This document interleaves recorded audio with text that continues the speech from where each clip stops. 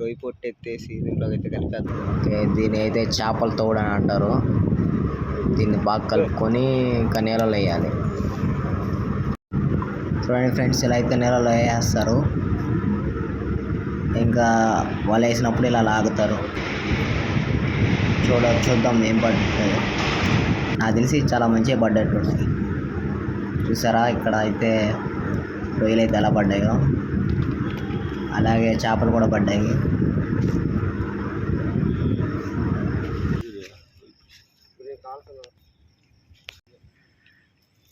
ఇక్కడ చూసుకున్నట్టయితే చిన్న చేపలు కూడా పడ్డాయి, చిన్న చిన్నవి చాలా.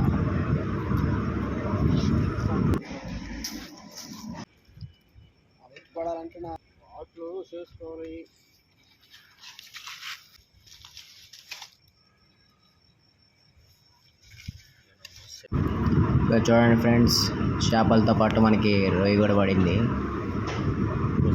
చూద్దాం మొత్తం ఏరి ఎలా ఉంటాయో, మొత్తం ఎన్ని అవుతాయో చూద్దాం ఇప్పుడు.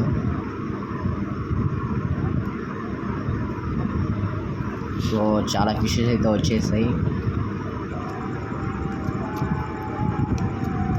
నైట్ వేట బాగానే జరుగుతుంది మనకి.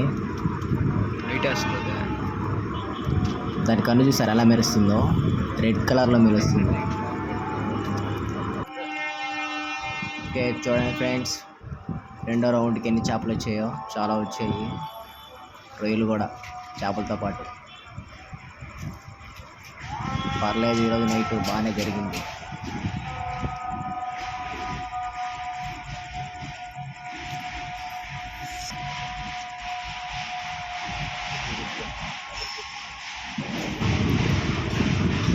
చూడండి ఫ్రెండ్స్, చేపలు రొయ్యలు, నైట్ వేట రొయ్యి, అలాగే చేపలు కూడా.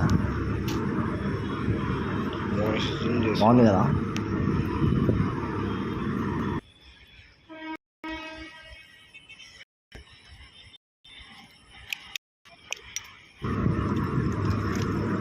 ఇలా చూసుకున్నట్టయితే మనకి ఇప్పుడు కొంచెం పెద్ద చేప అయితే పడింది, కొంచెం పెద్దది. దానికి ముళ్ళు చూడండి ఎలా ఉన్నాయో. అలాగే జిలేబీ కూడా పడినట్టుంది మనకి. దాన్ని జిలేబీ అంటారు ఫ్రెండ్స్, బ్లాక్ కలర్లో ఉండేదాన్ని.